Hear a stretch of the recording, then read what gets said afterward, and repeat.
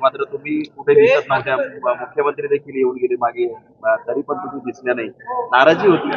नाही, नाराजी असं नाही, पण मतदारसंघातले काही प्रश्न होते प्रलंबित, काही विकास कामं प्रलंबित आहेत, त्या संदर्भात सविस्तर चर्चा माननीय मुख्यमंत्र्यांशी झालेली आहे. पण मग आता नाराजीमुळं तुम्ही आल्या नव्हत्या की काय? आता मुख्यमंत्र्यांबरोबर चर्चा झाली, दूर झाली सगळी नाराजी? हो, मुख्यमंत्र्यांनी सविस्तर सगळं ऐकून घेतलं. माननीय देवेंद्रजी फडणवीस साहेब उपमुख्यमंत्री त्यांच्याशी चर्चा झाली आणि आता कार्यकर्त्यांची आमची बैठक आमचे भारतीय जनता पार्टीचे प्रदेश अध्यक्ष चंद्रशेखर बावनकुळे यांच्या समवेत कोपरगाव येथे होत आहे आणि कार्यकर्ते सुद्धा आपल्या मनातल्या ज्या काही भावना आहे, सरकारच्या माध्यमातून जी काही आम्हाला मतदारसंघासाठी मदत असेल किंवा कार्यकर्त्यांना जे काही ताकद असेल राजकीय ती देण्याच्या संदर्भात किंवा काही कुठे आम्हाला पक्षी अंतर्गत काही त्रास झालाय त्या संदर्भात मनमोकळं संभाषण आमचं प्रदेशाध्यक्ष बावनकुळे साहेबांशी कार्यकर्ते करणार आहेत आणि त्यानंतर कार्यकर्ते भूमिकेमध्ये येतील सगळ्या त्यांचे म्हणणं ऐकल्यानंतर. प्रचारामध्ये अजूनही तुम्ही दिसले नाही, आता प्रचाराला सुरुवात करणार आहात?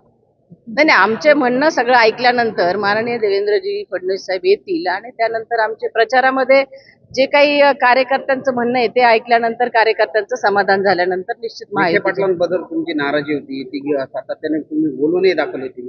आत्ताची जी काय सगळी नाराजी आहे, तुम्ही प्रचारात सक्रिय नाही, त्यांच्यामुळे नाही असं बोललं जातं, नेमकं काय?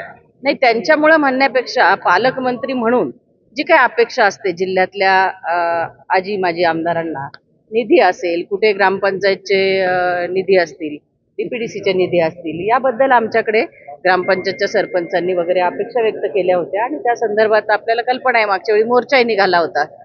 तर अशा काही गोष्टी आहेत, त्याची सविस्तरपणे कार्यकर्ते. आता निवडणूक लोकसभेची आहे आणि असं असताना पक्षीय उमेदवारांना नाही, पक्षीय उमेदवारासाठी कार्यकर्ते निश्चित ताकदीने पळतील.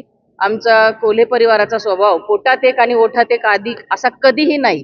जो शब्द दिला तो दिला आणि त्या पद्धतीने कार्यकर्ते सुद्धा स्वर्गीय कोल्हे साहेबांच्या विचारांनी घडलेले असल्यामुळे ते कधीही दगाफटका किंवा कोणाच्या पाठीत खंजीर खुपसणं अशा भावनेचे नाही.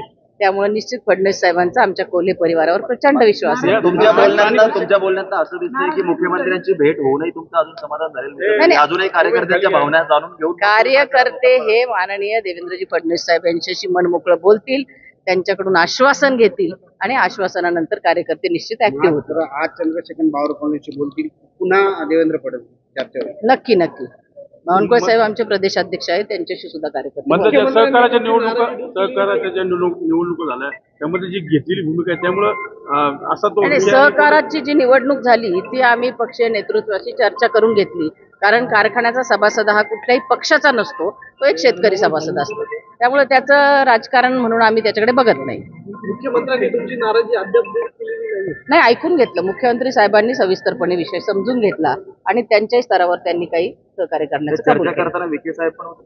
नाही, विखे साहेब कार्यकर्त्यांशी बोलत होते, बाहेर बरेचसे कार्यकर्ते थांबलेले होते. एबीपी माझा, उघडा डोळे बघा नीट.